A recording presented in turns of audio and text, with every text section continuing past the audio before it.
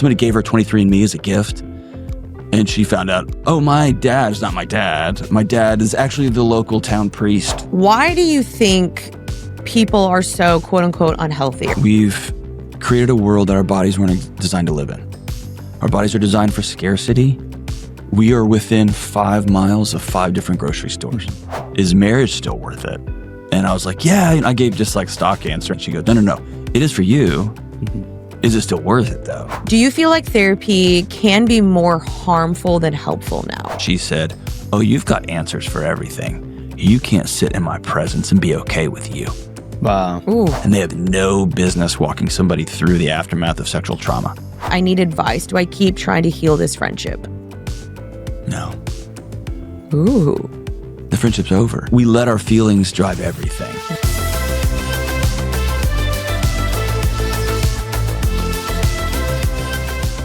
What's up, guys, and welcome back to the podcast. I am your host, Janine Amapola Ward, and this is a Christian podcast where I post every single Tuesday to help you guys thrive and succeed in life. And I bring on some awesome guests to help you guys get different perspectives that I don't possibly have. And I'm so excited about today's guest because we have the John Delony. Now, this is someone I watch regularly. Like, I just randomly DM'd. I was like, hey, do you want to come on the show? He responded in 5 seconds and he was like, yeah, I'm down. And I was like, wow, that was fast.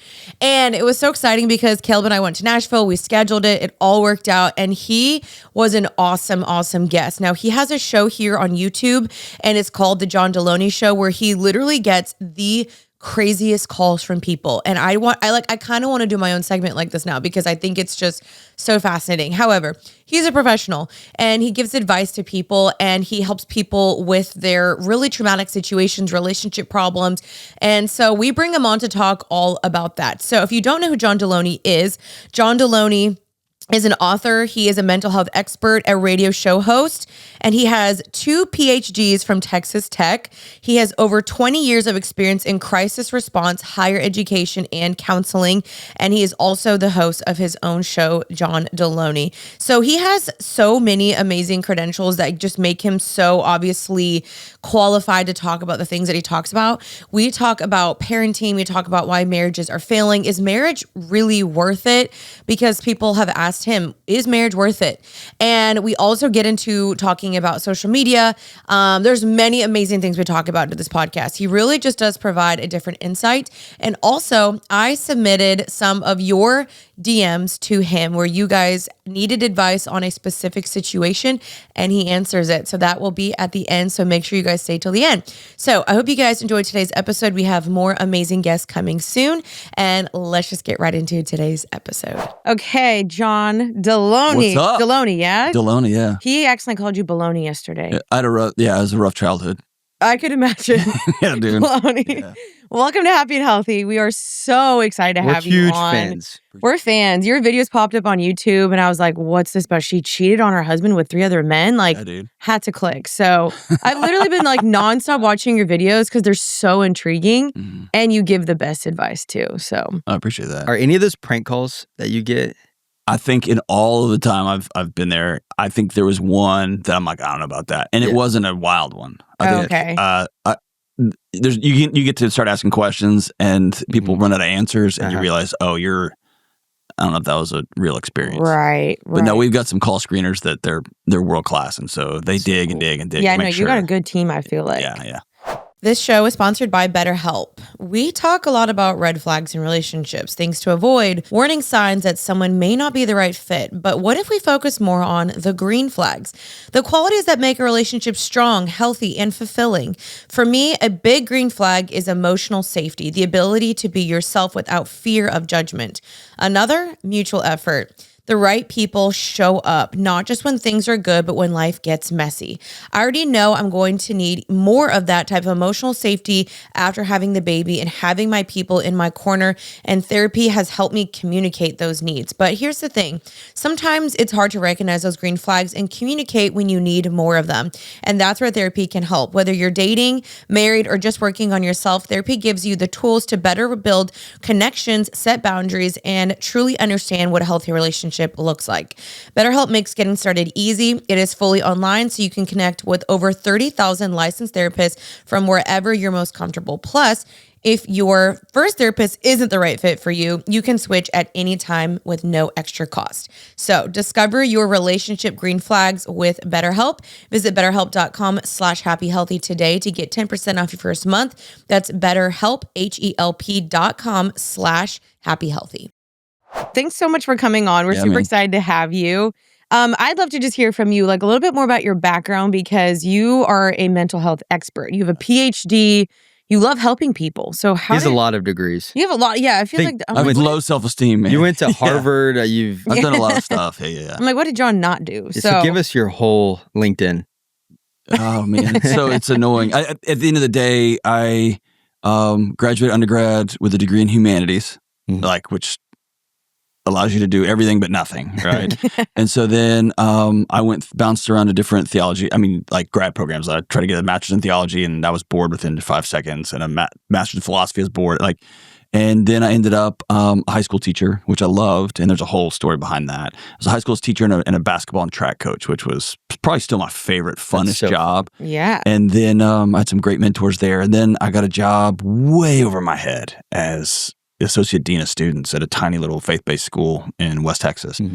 And from there, I got into higher education, and the dean of students role is dealing with students who have just blown their lives up or the world has happened to them. And I just kept going. So I went and got my PhD in education and called it. And then in about 2010, 2011, my students, you could just watch it happen. They stopped asking hey, what do I want to be when I grow up? And they started asking how do I not want to not be alive anymore, right? Or I'm so anxious, I'm so depressed.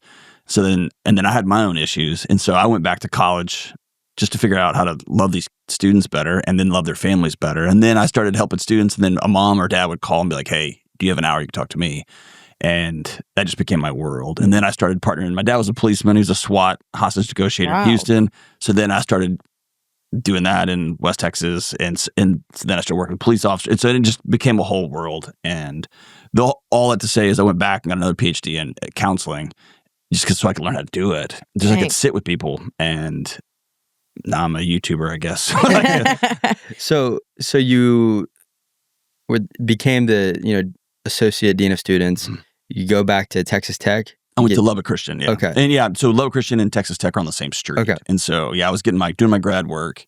And for anyone who goes to grad school, I always recommend work in the field too, because it takes the stuff out of the classroom and you see it come to life every day, right? Yeah. And that's important, I think. Yeah. And then what led you now you work with Dave Ramsey, you do a podcast, you do YouTube.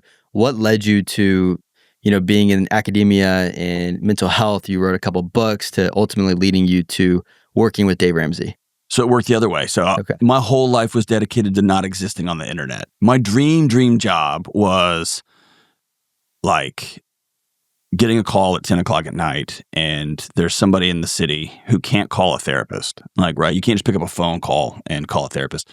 But somebody knows somebody who knows that guy. And so I would show up at people's house at 10 o'clock. I'd leave at 2 and make sure everybody's safe and okay and got the resources they need. And then I was out. And I didn't want to exist. And so I was a dean of students here at Belmont, which is right down the street from where we are right now. And my marriage I thought it was over. It was a mess. I had just started here. We had to go back to Texas. And by the way, if you leave Texas, my dad set me down. I'm a grown man. He sat me down. He's like, you know what you're doing, right? Al Qaeda's waiting for you in Arkansas, right? And so we left Texas. Somebody passed away. We had to go back. My wife and I, we took separate flights back, and it was just not good. And so I got back to Belmont, and I had completely forgotten. I had to give a talk to incoming parents and students. Totally forgot. And they're like, hey, that's today. Jeez, man. So I sat down and cranked something out on my laptop, hit print, took the notes with me up on stage. And it's probably the best talk I've ever given in my life. But I think it came from my guts, right? And then Dave Ramsey's executive VP was in the audience, and she just said, I'm hiring that guy. Wow. And because Dave wanted to retire at some point. So they were looking for a couple of people to slowly slide into those spots. And so then we talked for a year or two, and then I made the jump, and we had an 18-month ramp-up plan, and then COVID happened. So I started January 2020, and then COVID happened, and Dave said, we're just going to figure it out on the air. Wow. Wow. And so I didn't know enough to know what I didn't know, Uh-huh. right? And that ended up working really well. You said That's so cool. You said your marriage was on the rocks. How is the marriage on the rocks still? It could not be better. We're good. Okay. Yeah. Praise God. Yeah, Okay. yeah. Can you think of like looking back on your show? Because you've done it for how long now, you said? 4 years now. 4 years. Yeah. Which is Does wild. one come to mind that's like the craziest out of any of them? The craziest call? Yeah.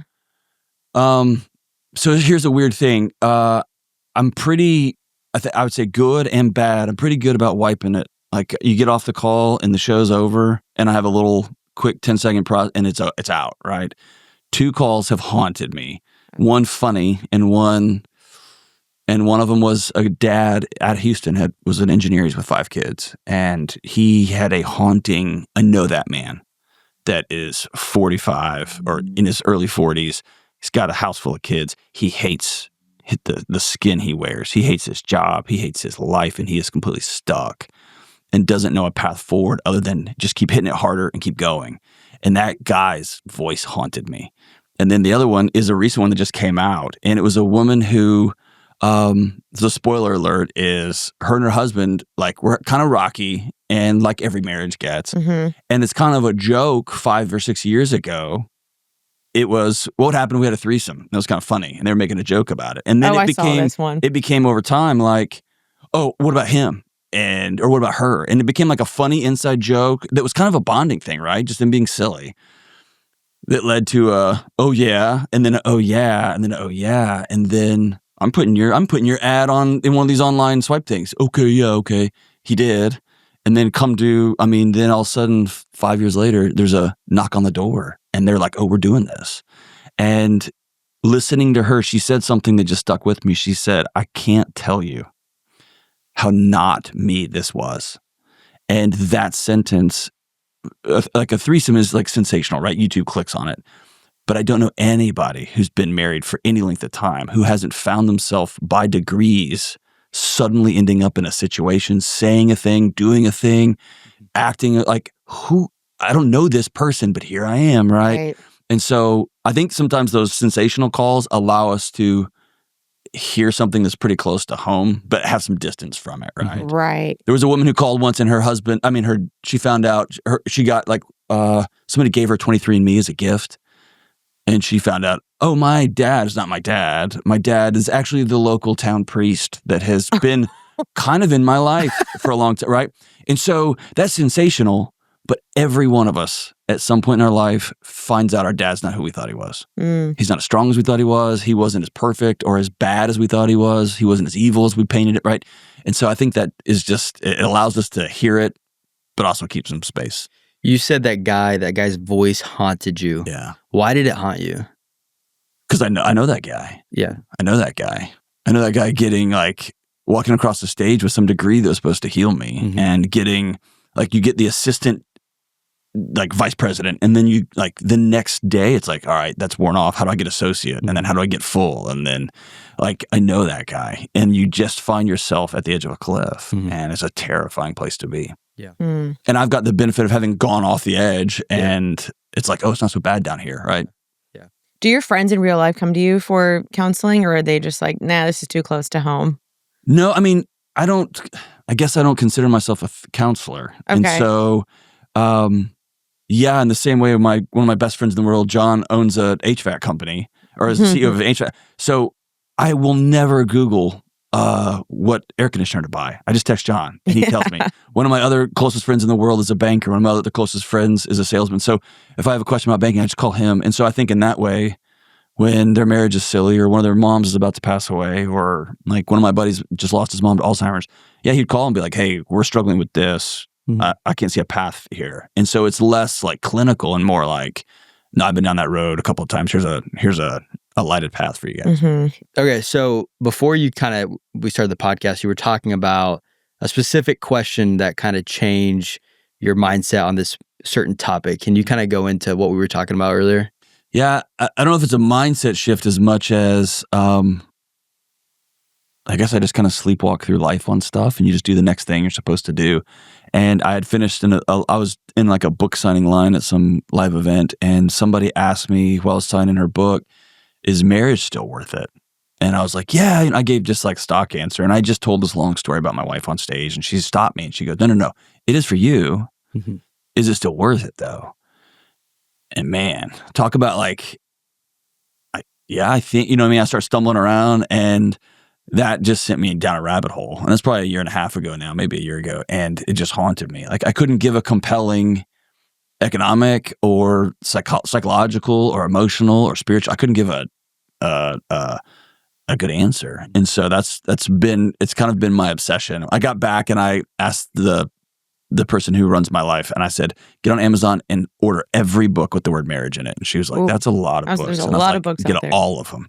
And she didn't. She got like 40 or 50, but I've just been working through them. It's like I told my wife, I said, this is when I'd go get a new degree. And she's like, you can do that. You're going to be single, but you can get, you know what I mean? So I've just been down a rabbit hole, trying to answer that question. And it's been fascinating. What are the findings? Yeah, it's the single most important decision you'll ever make is who you decide to spend the rest of your life with. And it occurred to me once when I was working higher ed. So the thing about working higher ed is all your friends have PhDs or JDs or medical degrees, right? They spend their whole life studying a really small sliver of a thing.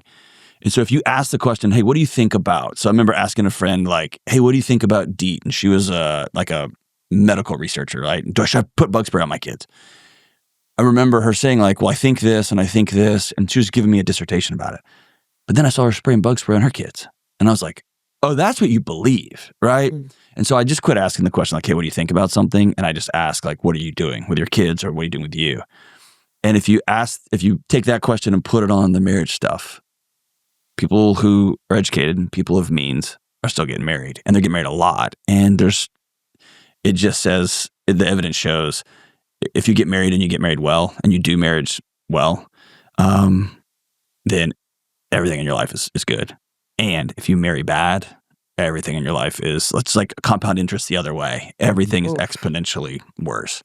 And so, and then I think the reality is we're trying to do something with marriage that has never been done before. And so I think it's the Wild West right now. What is that? Yeah, what do you mean when you say that? For all of human history, people got married to not die, right? Like, hey, will you work the farm? And then when you and I or y'all two got married, you got some more cousins and uncles and brothers, and you got some more cousins, uncles, and brothers that helped everybody not die, right? Yeah. And if you were super, super rich, right, then you could maybe join political. But most people got married to not die.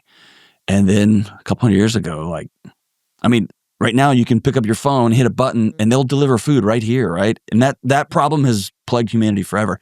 Or they'll bring water in here, right? We got water right there. So it's not about not dying anymore. And then it became about like the best version of me, right? Right. There's a great chapter in a book called When Love Ruined Marriage. Like the idea that you would ever get married for love was insane because love it's a feeling, it's nuts, it's an emotion.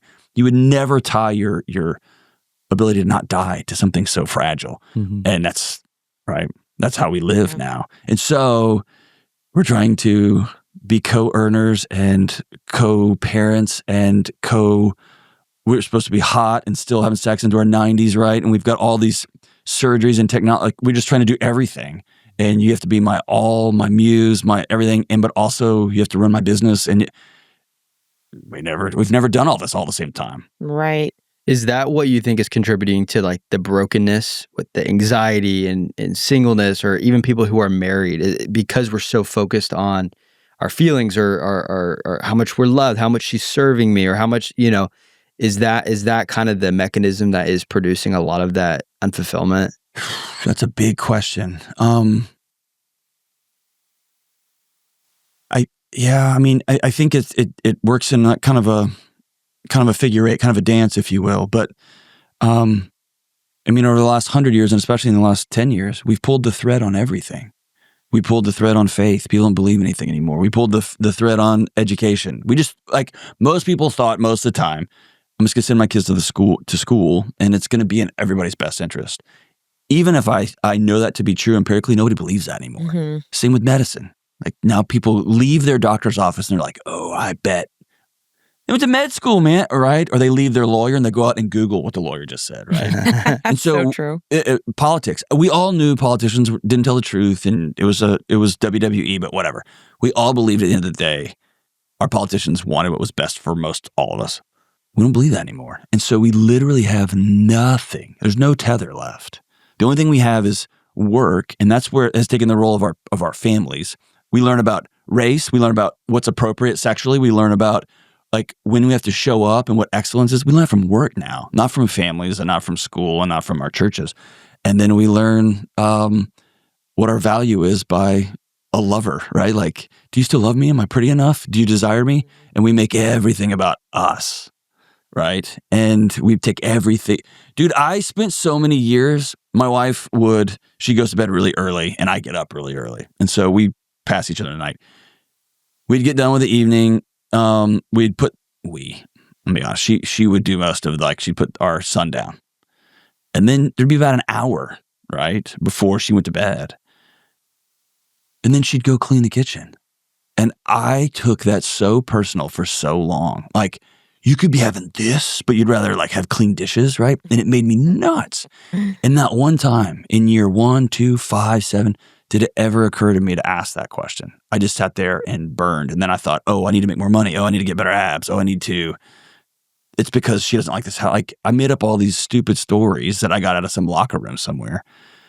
And when we finally sat down and had the conversation, when you're staring over the brink of 10 years of going from frustration to then anger to then resentment, right? What about me? What about me? Well, she had a story that she had grown up with that had come in the air she breathes and the water she drank, that a house has to look like this or doesn't have value as a wife. And by the way, she was Dr. Delony before me, right? So it's not like she was out there hardcore. She was more respected in her research world than I'll ever be. Brilliant woman. But she also had this picture of this is what the house is supposed to look like. And if it doesn't, I'll put my head down on my pillow and I'll spin and spin and spin because I'm not being the person that he needs.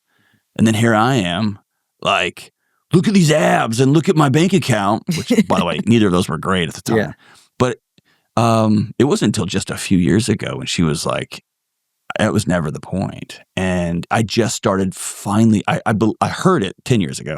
I just finally started believing that a few years ago, right? And that's my stuff, not hers. But that kind of stuff happens all the time where people pass each other in the night. And it always comes back to, well, what about me? What about me? And then when I learned that, well, good God, dude, while you're doing bedtime routine, I'll clean the kitchen. And she has to exhale. She's not failing because her husband's helping. And if she walks in and is like, well, you didn't put this away right. Well, then my helping becomes a failure factory for me as her husband. So she had to exhale through that. And I had to exhale through, do I really care who won Denver versus Detroit basketball game? I've never lived in either of those places. I don't know one player, but I'm suddenly watching this game and I'm invested in it, right? Or what a way that I can love her right now, which is just go knock that stuff out. And then all of a sudden, intimacy, romance, fun conversations, novelty, all that stuff, play can come back into the house because everybody's the work part, our identities. So I think it's just a huge mess. But I think we've dumped everything onto marriage and said, tell me I have value, prove it to me every day. And our current teachings on marriage can't hold that. But I do think I would not want to, I like the challenge because if you pull it off, marriage is something so magic. It's amazing. Man, I feel like that advice, let alone right there, could just save so many marriages. Because I really think for women, it is so much more simple than men think. I do think y'all are I need to have this finance and height and hair and whatever. And for us women, we're just help us. Help us open the car door. Occasionally pick up groceries, make me coffee in the morning.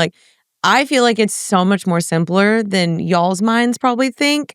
And I think that right there is going to save a lot of marriages. So can I ask you a question about that? Sure, yeah. So I noticed this. So every year my wife and I get together for, we call it our strategic planning. We do once a year, we get together and we just go through here's our financial picture. Just as a reminder, if I die, here's where all the accounts are, right? Everything. But also, here's how I think I did as a husband. Here's how I think I did as a dad. And then the hard part is I turn it over and say, what did you see? What did you experience of me last year?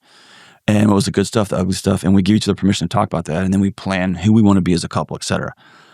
This year, I went a little bit further when it came to the money stuff. And I went and got our realtor and I said, I want you to pull appraisals on everything. I want to know exactly to the penny. And then I got all my guns and guitars, all just the stupid stuff that I collect.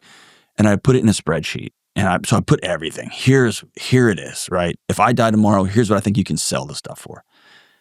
And as I was walking her through it, I realized this has nothing to do with money, but I watched her, just her shoulders started dropping. And it wasn't anything to do with the money. In fact, she'd probably do just fine with no guns and no guitars. It was the investment. Oh, he's in. Mm-hmm. And so I think guys often get caught up in I need to make this perfect cup of coffee, when really the signal I'm sending is, no, I'm a part of the functioning of this household too. Yeah. And I'm as invested in you are in having an awesome day. And that's where that question, how can I love you today? And most people love their partner in the way that they want to be loved. So guys just want to make out, and they think that like, there's a great scene on The Office one time when Pam is sitting there getting she's a receptionist getting all these Valentine's gifts for everybody else. Mm-hmm. And her husband, fiance, whoever comes in and he's like, happy Valentine's Day. Tonight, you're going to get the best sex ever, which is his perfect Valentine's Day gift. But he never bothered to ask, how can I love you today? Mm-hmm. And so if we let our ego go and just say, what's the best way I can show up for you today? And on Sunday of this past week, my wife said, if you could take our daughter for the day, and because she's fried. And I was like, on it. And I had lost a Candyland tournament with my 9-year-old. And so I gambled. I bet her a half yes day. So I lost. So we had a blast. Yeah. But if she hadn't have done that, she would have been frustrated with my daughter. I would have been frustrated because I wanted to watch some playoff game that I don't care about. Mm-hmm. And then we would have been, Sunday night would have been mad at each other for no reason. Yeah. But her being able to say, you can love me like this, and me saying, I'm in. And it changes everything, right? Yeah, I think for women, a lot of it, I was trying to explain this to him. A lot of it is like the mental load. Because as women, we have we're pregnant with our first kid, but I'm thinking about all this stuff. I'm like, okay, I got to prep for this and finances and home and da-da-da-da-da. And just to be able to turn my brain off and be like, my husband's got it, is the best feeling. Okay, but can I lean on that? Because Please. what you said is, I hear that all the time, and I think there's a caveat to it. Okay. The data is 100% true. I mean, it's right and it's good, and I honor it. It's right. It just is what it is. It's data. That women still carry the majority of the housework. That gap is closing. Mm-hmm. Guys are like showing up being like, I'll vacuum too, like whatever. My caveat to guys is most guys do it as an ROI. If I do this and if I do this, you owe me in there, right? Mm-hmm. And that's a recipe for disaster every time. The other side of it is men learn very quickly what I'm good at, what I'm not good at. And if there isn't some sort of, oh no, that's not how you do that. Mm-hmm. Or I didn't know. Nobody calls teenage boys to babysit their kids. I did not know that babies poop 14 times a day. Oh, I thought they went once. We're in for a treat. And so I changed one diaper and I was 14? I didn't know that either. It's 1,000. I don't know. It just keeps happening. Here we go. And so I would hey, can you go pick up diapers? I would get one package. There's 7 days in a week. There's 10 diapers, crushing it. Mm-hmm. I smell. My son had a blowout. I got this. I do it once. And I think I'm modern dad. I had no idea. So I didn't know what I didn't even know. And if you Google how to be a good dad, none of that, hey, by the way, here's how you... I gave my kid my wife said, go get a bottle out of the fridge. I just got out and handed it to him. He starts drinking it and he's shivering. I was like a little... I didn't know. I was like, what's happening to their kid? She's like, you didn't warm it up. I was like, I didn't know to warm it up.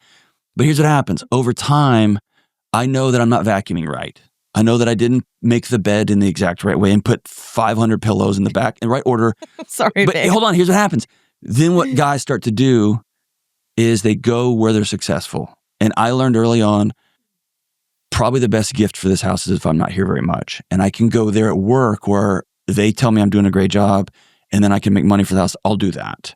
And then it's small, but you start to you end up way far apart. Right. And the lie that I told myself that the greatest gift I could give my wife is to not be around is insane. And so she starts to see me drift. So she stops telling me what she needs help. And then she gets back, now she's carrying the whole house. Mm-hmm. And so it just comes back to that. Can we figure out a way to sit down and say, how can I love you? See, because it's going to change here soon because I have some things that I want to do. But right now we work together and work together 24/7. Yeah. Is that healthy? Because I notice sometimes I'm like, I do think it is partly healthy when the guy leaves or the girl leaves and you come back together at 5 p.m. and you have this moment where you miss each other. But when we're with each other all the time, we're arguing about the dumbest stuff. Stupidest things. Yeah. Again, why'd you vacuum wrong? It's so stupid. Right. I've had a few moments like that where I'm like, I might be better off in a cubicle till 6. That's right. And I think that's in our current world, you can go make that happen, right? You don't have to figure it out. You can just separate from each other, not literally, but literally, right? And so I think what I hear often is people have become amazing co-managers of their household.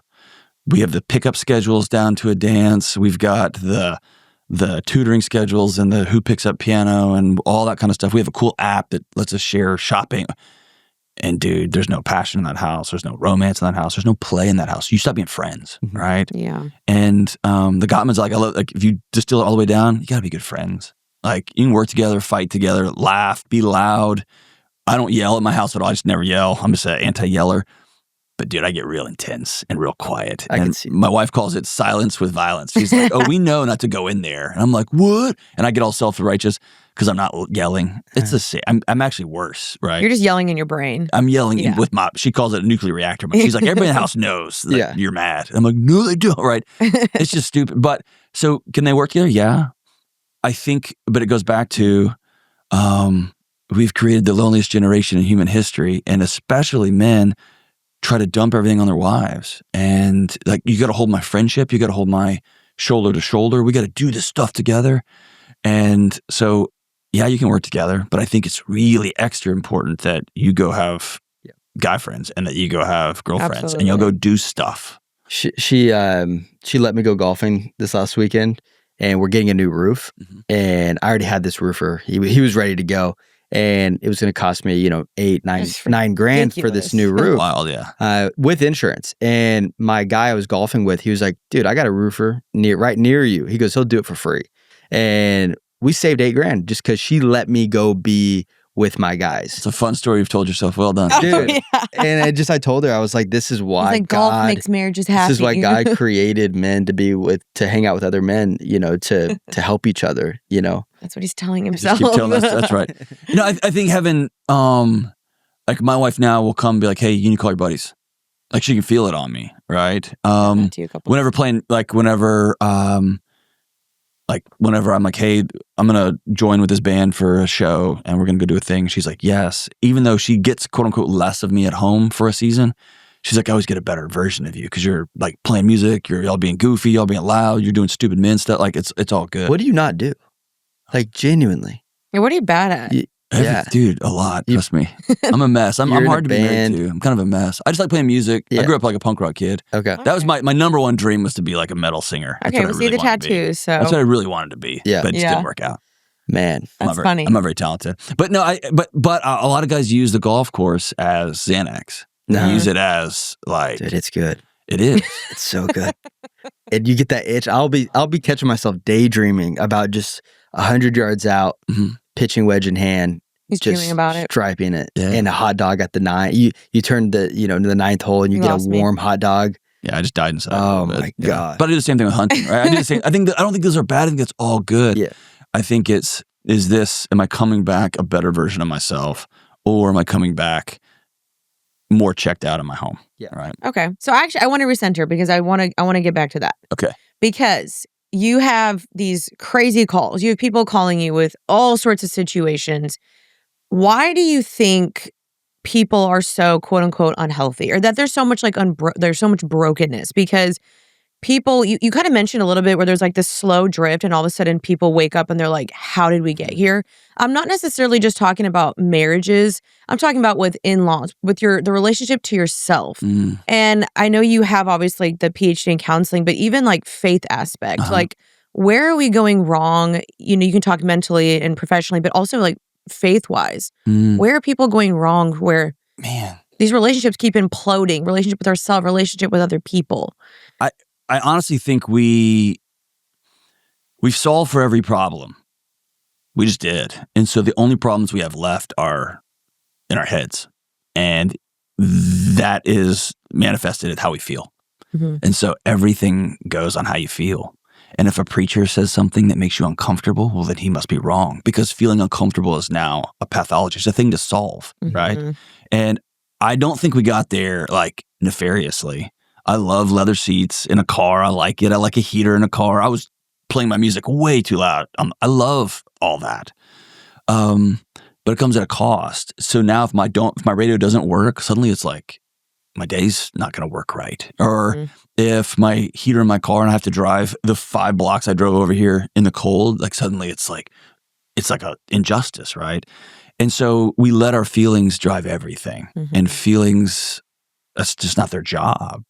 Their job isn't to tell you the truth. Their job is to keep you alive. And that's why you need a community and like thinking through things. And we've lost that. We have no community. We don't think through things anymore. And so we just are running around by our feelings. And there just comes moments when things don't feel good. Things don't feel exciting. There's days that my wife loves me. She doesn't like me because I haven't been likable. And that doesn't mean we get divorced. That doesn't mean we start like, we should start sleeping with other people. That would help our marriage. Like we just get further and further into more and more madness because we're chasing feelings. And so I think we have a culture. I don't think people are broken, actually. Okay. I think our bodies are working pretty good given the crazy world we've dropped them into. But we're led around by our feelings. And so if we can stop and intentionally head into discomfort, what you find on the other side is such a remarkable piece. That's good. What do you, sorry, were you going to ask? I was just going to say, like, do you feel like the younger generation, or even just this generation in general, has gotten really soft and overly sensitive? Because like based off what you're seeing, like I'm sure, you're seeing probably on TikTok and just how the narratives that are now being pushed, like even the whole feelings thing, like do you feel like, where do you think as a professional that we're just getting off? Because I know you said the feelings things, but I feel like a lot of people, they're very sensitive now, or everything offends them, or I'm setting up my boundaries, don't talk to me, this is my wall. Right. And it's like, can we just have conflict and healthy conflict? Can we just talk? Like It feels like when someone comes to talk to me and they're upset, they just got out of a therapy session. It's the same verbiages. I feel like exactly what you just said. Yeah. So I'm really hesitant. I don't think kids have changed. Okay. I think the adults have changed. And I think we have a generation of, if you just walk backwards, my granddad fought Nazis. I think he fought in the Pacific Theater, but they fought evil, right? He knew what peace was and what peace was not. And he came home and there was no therapy, there's no PTSD, there's no veterans program. Like he put his head down and went to work like that whole generation did. He raised 4 amazing kids, but they grew up like, I guess we'll go put our heads down and go to work too. And they tried to do the best thing they could. And then they're like, well, if both of us go to work, we could get 2 cars and we could get this much extra house and we could then do this. And so now we have 1, 2, and there's a 3rd generation. And now we have a group of kids who are raised by exhausted, fried, lonely adults who are completely unregulated, who have outsourced their self-worth to an algorithm. They've outsourced their self-worth to some boss who doesn't care about you. He cares about bottom lines. That's their job, right? And so we're going to lay you off. We're going to promote you. And they come home and they're frazzled. And moms and dads are stuck on their phones. And kids are they're on their own. And so it's completely normal, like developmentally, for a kid to pick up a phone then that says, no, I see you and know you. And then that phone starts cycling through. Have you considered suicide? Here's 500 ways you could have done it. Here's like, you should be dancing like this, 9-year-old little girl. My son in 5th grade was the only kid with a smartphone. And so they're just given this thing. It's a digital babysitter. So mom and dads who are so unregulated can exhale in their homes, right? And so, yeah, you've got a group of kids that are told, if this happens, it's the worst injustice in the world, right? And it's not, but they're told, how do you feel? How do you feel? I don't feel like I like that teacher. Mom and dad are taking off work and storming the building over a second, right? So it's just a madhouse. Yeah. And so I don't blame the kids. I blame the adults in the room. And there's just no adults in the room anymore. Yeah. And so we're letting our kids be raised by that thing. And so of course they're dysregulated. Of course they are. And by the way, I had no social media, 0, when I was the chief student affairs officer at Belmont. None. So there's two lies here. One, you can't make it professionally without social media. Not true. I made it to the top of the top. My dream job, dream place. Like, you can get there. The second is, part of my new job now, I have to have it. It's a tool, right? It's a drill. I have to have it. And about 2 years in, I was sitting in my closet with the door shut in my bathroom with that, my closet's inside the master bathroom. That door was shut. Inside my bedroom, and that door was shut. My kids were running around crazy. They were just yelling and whatever.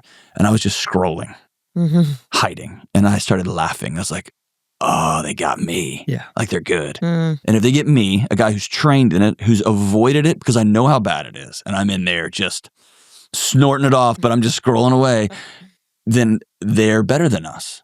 And so I don't know another option than to opt out. I just don't. Jonathan Haidt's work's been extraordinary, finally bringing it to light. But what's that? Jonathan Haidt? He wrote a book called Anxious Generation, which is just kind of like a defining book of our time. But just call it out empirically. This is destroying a generation of kids. I was sitting in the living room the other day, and I think I was scrolling for over an hour. And I just had a moment where I looked up, and my serotonin levels, my dopamine, all the imbalances, I felt fried. Yeah. And I couldn't feel anything. Yes. And I almost, it wasn't a panic attack, but it was like I was like having an out-of-body experience where I was like, and I literally had this like intrusive thought of what's the point? Yes. And that what's the point literally had me not being able to like, some mornings I even want to get out of bed for almost 3 months until I finally, like I set the parameters, I deleted TikTok. And then finally it was like I could see color again. Have you read the book The Giver? It's a dystopian. It's where old book. Yeah. They can't see color. They live in a world that's controlled. That's how I felt for a while. And I think that experience is America, right? Yeah. That's it. Yeah. That's it. And there's nowhere to go. And in Netflix, dude, you don't even have to pick up the remote anymore. They're like, hey, we know you better than yourself because we get all the incoming and outgoing traffic on your router. We know what websites you go to. We know how long and what scenes you watch on Netflix. We're just going to dial up the next show for you. We know you're going to love it. You just sit right there. And it just starts. So scary. Right? What's the solution though? Because people are trying therapy. They're trying, all sorts of things. What's the new drug everyone's doing? GLP-1. Yeah, it's they're doing psychedelics. They're doing alcohol. We're looking for something. That's I mean, right. obviously, as a Christian, like I feel like I know the solution, but also being a professional, I'm sure there's actual practical things people can do. Yeah. So what would you say? Here's the simplest way I could say it. We've created a world that our bodies weren't designed to live in. Our bodies are designed for scarcity. We are within 5 miles of 5 different grocery stores. Okay, so we just have to know, that's amazing that we have that much opportunity, and our bodies aren't designed for that. We are inside with artificial lights, right? Having kind of an authentic, honest, but also like we're thinking through how this is going to perform, and our audience is like, so we're having a conversation. Our bodies aren't designed for that. Here's what's even a wild one. This one occurred to me a few months ago when I was sitting in a deer stand by myself in the woods. To listen to Joe Rogan talk to 3 of his science buddies. For all of human history, if you wanted to hear that conversation, you had to be in that room at that table. And you had to feel the heat of that room. You had to feel the different body energies from people. You had to see their eye crinkles. And all that's gone. And so you put headphones in and you vacuum your house or you drive. There's a part of your body that believes you're there. And I know y'all probably had this. You're at a party, you're at an airport, and someone just starts talking to you. And I'm like, bro, I don't know who you are. And they're like, oh, I've listened to you. I know all about your kids and your kids' names and your marriage. I'm like, I don't know you, right? Right. All of the stuff our body's not designed for. So what does that mean? For all human history, you had to really search to find food. Now the work is, how do we create boundaries where we do hard things? We have the new hard thing is to not eat as much. The new hard thing is to not eat all that junk food. You used to get apples for 3 weeks out of a year when they finally were ripe. Now you get apples every single day. Our bodies aren't designed for that. Cool. So what does that mean, right? Same with relationships. For all human history, you had to have other people to not die. So our bodies are wired that way. Now I can go through my whole life and never bother anybody, right? By the way, that's a whole other conversation. This idea that we're a burden for asking for love and help. But anyway, I've got to call some buddies and go hang out. I have to be intentional about that now. It's just new. It's a new world, right? When it comes to therapy, we've professionalized human interaction, man. And it's hard. It's heartbreaking sometimes. That's such a good point that there's just too many options with everything. We're not designed for it. With dating, with grocery shopping, Yeah, with, you had 3 people in your everything. tribe, and they were like, we think you're going to go Yeah. Helga, Yeah. right? And that's who you And got. she's not cute. And her dad you has know? many goats, and that's Yeah. who you're going to get. Didn't cute? Who? That's Yeah. right. Yeah. You don't. That's not a thing. And now you can swipe right. Literally, have access Yeah. to billions. We're not designed for that. Decision And fatigue. you can be married and you are, and this isn't me because I love my wife, Here we go. but you can be on social media and you are in a constant comparison loop, whether it be with, if I see a girl going golfing with her husband, I'm like, well, my wife doesn't. Mhm. Well, we should get you lessons. Girl who's never loved golf ever. And I didn't marry you for that. But now I'm sitting there going, well, why does his wife golf Right. with him? What am I missing? Yeah. Yeah. What if? And I think, and I think that goes both ways. And so, like, a really amazing conversation my wife and I had one time is, I love going to punk rock shows. I'm in my late 40s. I still go. I still love them, dude. Like, it's a place you just go be a kid. And I love going to the comedy club. There's a Zanies down the street, and I live there. I love it. That's his thing. I love it. Mosh pits are not my wife's thing, right? She grew up like on acreage outside of West Texas. Like, she likes a country concert. She likes a George Strait concert every once in a while, right? Oh, yeah. And I didn't realize how much she hated the fact that she wasn't that woman that she thought I wanted. And I didn't realize how much I wish my wife wanted to go to punk rock shows with me. I just knew she didn't. And there was an amazing conversation and it was like, both and were true. Yes, I wish you did. And you don't. And I love you. Both of those things are true. And I get to wish you would go golfing with me. And also, I get to still love you even though you don't go golfing with me. And you get to wish you wanted to golf with me, but also you get to not go. Yeah. Both of those things are okay because we're not being led around by our feelings, but we committed. I'm all in and you're all in. Yeah. And so let's rock and roll. My wife went to 2 comedy shows with me last year. She died laughing. And she went to a couple of punk rock shows with me. And she had fun, but she had more fun watching me have fun, right? And it was a good time. I want to ask just about therapy. Okay. Because there's a big push, thankfully, that, before you were talking about our grandparents didn't have therapy. They have PTSD, all those things. They don't have therapy. Now there's such a push. Everyone needs to go to therapy, go to therapy, go to therapy. We're almost, I feel like people run to therapy versus community or run to therapy versus a pastor or a friend. Do you feel like therapy can be more harmful than helpful now? I mean, that's kind of like you have to have water to live and you can drown in water. So I don't know if more helpful or not helpful is the right question. I think it's a context, right? And so I think there's a weird thing all happening at the same time, which is nothing feels better than when a friend comes in and says, hey, I need to tell you something I've never told anybody. That feels awesome. That same applies to pastors. And if you're not trained, you can destroy somebody and they never come back, right? So true. And I've heard horror story after horror story after horror story by somebody who feels called by God to have their job and they're a great communicator and a good speaker and they've got the right sparkly genes and they have no business walking somebody through the aftermath of sexual trauma. None. Because they're not trained to do it, right? And so we've got a place where people are now, like, social media allows people to tell their stories and everyone's like, oh, dude, don't do that, right? We have no friends. We've got no grandmothers. We've got no wisdom with a group of people that we sit around. It got memeified, right, with Twitter, with Me Too. But that's the old C.S. Lewis, like the definition of a friend is, oh, you too, right? We don't have that. And so the only place left to go where you can fully be heard, fully be seen, and somebody doesn't immediately cast a judgment on you. They label you because they have to get paid with the insurance company. That's a whole other conversation, which, yes, that's not good. But it's good sometimes. Here we go. But yes, if people had a tribe, a gang, where they could call and say, I'm about to blow up my life, will y'all talk to me? The need for therapy is much less. And my life was transformed, I'd say saved with a good therapist. And so I think it's both and.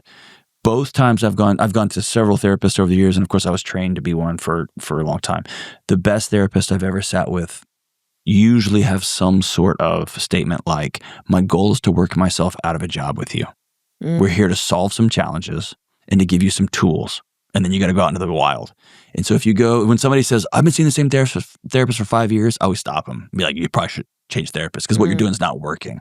If you're renting a friend, that's unethical on the therapist part, and you're not getting any better. That's such a good point. That's what I was going to say, because I am not anti-therapy at all. I'm actually very pro-counseling, but I just do feel like people get very codependent on their counselors where they can't even process emotions. They can't process anything anymore. And they don't have like self-coping skills where they are able to problem solve and figure out what to do. And that's the problem. We always talk about how like your therapist has bills to pay too. Mm-hmm. So how they're like, can almost want you to come back because they're like, I need to pay my bills, you know? So I think I'm certain that happens. The colleagues that I know, they don't think like that, right? Yeah. But everybody's got bills to pay. And Yeah. so it's kind of like we know, you probably have colleagues, I have colleagues that like have ads for things on their shows that they don't use. That will eventually play itself out because you're not a person of integrity, right? I have a crazy rule. If I don't use it in my house, if my kids aren't a part of it, then I'm not going to tell you should do it with your house, right? Yeah. But I think so. Yes, there's always that.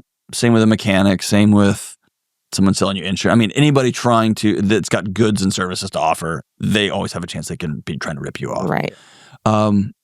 But it is unethical if you go see a therapist over and over and over again, and their goal is not to get you to teach you new skills so that you can go out in the wild and live your life, right?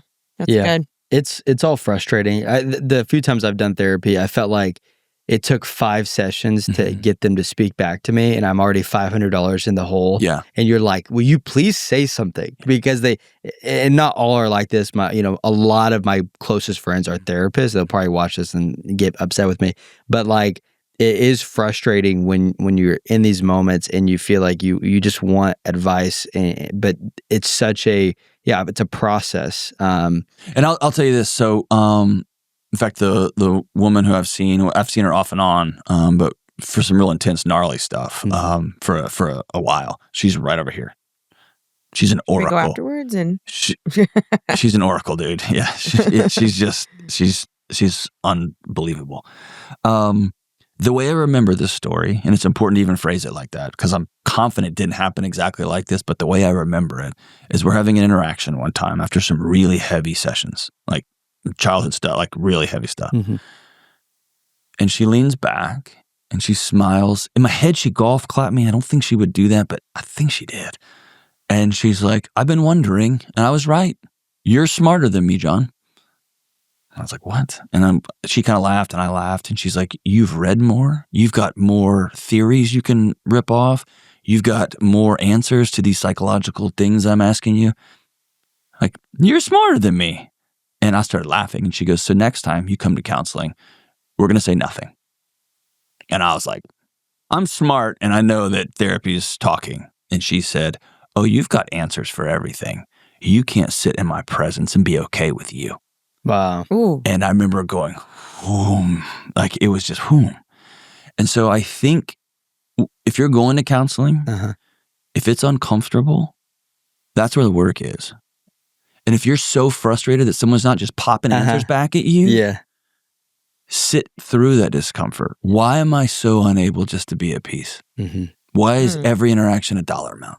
That's good. Right? That's where you spoke to me. And if I can't sit there and just talk and be heard without somebody having to volley back, then maybe I put my self-worth in a ping pong match and my whole life is a tennis game. And that's an exhausting way to live. It is. It is. Man, that's so true. That reminds me of my therapy sessions. I always was trying to solve a problem. I was like waiting for her, like, give me the answer. And if there was any moment of silence, I would be like trying to solve the problem myself, and I couldn't sit there. I just realized that you just diagnosed me. Thank you. Well, it's the my friend. He's a pastor out here in Nashville. His name's Ian, and it's the greatest. I mean, one day I'm just rattling around. We go to lunch, and I was rattling. He just said, "Hey, if busyness is your drug, rest will feel like stress." And I was like, you can just shut up right now, right? Yep. He's like, dude, if you can't be quiet and you've got to just, that's a Xanax. It's covering something up. And that means you probably don't like yourself or you're trying to race to another thing and exhale, man. Oof, that's tough. Exhale. Yeah, okay. We are running a little bit short on time, so I'm just going to probably do one of these. But I'll answer them quick. I'll rip them off. For those who don't know, this is John Delony. He's the pro. He gives advice. You answer people's questions. Read this whole one. This is funny. It's a little long. My best friend of 5 years broke off our friendship after the last presidential election. We've always been pretty opposite politically. However, we've always bonded over our love for Jesus and have known that our political opinions are not eternal. We've always known about each other, who we voted for, After the election, she tried to reach out to her friend and no response. For the next 4 to 5 weeks, no response. I received a letter in the mail from her explaining that my beliefs and fears translated into hate towards her and that those she loves, and that's how we can no longer be friends. I wrote back a letter probably too hastily and defensively, but also trying to explain myself and my thoughts in a way that she would understand. That I don't hate her or anyone that she loves. I was just voting out of my love for Jesus and family. She has blocked me on everything. My question is, I need advice. Do I keep trying to heal this friendship? No. Ooh. You said no. Yeah. It's the friendship's over. Yeah. Her friend put a very clear exclamation point at the end. It's over. And she's chasing ghosts now. And so the thing that she's avoiding is grief. I'm just going to be sad because I was a good friend. Mm-hmm. And I'm going to be reflective. Like, what was it about me? It's hard when someone says, because of you, I don't want to be around you anymore. Right? That's hard, man. Even like good breakups are like, no, it's all me. It's because of me, not you. This one was like, no, it's you. Dang. Right? That just hurts. And we're so hurt avoidant. We're so discomfort avoidant that we try to solve it all. And so, yeah, the friendship's over. Period of grief. And I got to go find some new friends, man. What if the friend comes back? Then let's have that conversation. Yeah. That's good. I mean, I wouldn't do my show if I didn't believe in redemption. Right? And I might not hang out with you, but I'd love to have coffee. Let's go catch up and I'll hear your apology and you can hear my apology and we can move on. We're never going to be what we were because we know now that there's a line, right? Mm-hmm. That's fine. And for me and my friends, there can't be a line. There can be a behavior line. Like there can be a line I cross where they're like, we're drawing a line in the sand, right? Yeah. But when it comes to beliefs and stuff, no, man. My friends have permission to make fun of me and say that's dumb and challenge me and get mad and yell. But they're going to be at my house the moment I call them, right? Mm-hmm. Yeah. That's good. Okay, I like that. But no, friendship's over. Okay, this is the last one about cheating, which I know you hear a lot about. So bear with me because the way she worded this, I had to read this a couple times. My husband's mom left his dad for his brother. Say that one more time. So basically, his mother-in-law cheated on uncle. his dad with the uncle. Correct. So they have been having an affair for 3 years. The three of them have been going to church together that whole last year. And this whole time, his dad had no clue that they were having an affair. Such a crazy, wild story and so sad. I don't know how someone can call themselves a Christian and live their life that way. They've been married for 46 years. They were high school sweethearts. Advice on how to help them with forgiveness and just knowledge on how someone can call themselves a Christian but do that.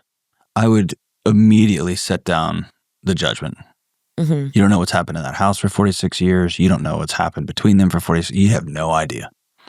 And nothing surprises me more than my work over the last 20 years of going behind closed doors with high-profile people, and you sit in their house and you hear the full story, and you're like, oh, geez. You know what I mean? Mm-hmm. And so I would say that it's not yours to judge. And if she gets to the gates and she'll have that conversation, that's for her to have. What we often do and we go to judgment is a way to protect ourselves from how much something hurts. Mm-hmm. And it hurts that her family just got blown up. Like we just talked about, Christmases are going to be different now. And their Christmases are ruined because somebody else did something stupid, right? Her dad, her father-in-law may have been the pillar of strength in her life, and now he's sobbing all the time. That impacts her. She's like, what am I tethered into, right? Like, so it's easy to judge and be like, well, they're evil and I'm going to let what happened. Me and my husband, as for our house, we're going to make choices. And it might be, we're not going to go to Christmas with you and the uncle, right? Y'all made some choices. I don't want to be a part of that. That's fine.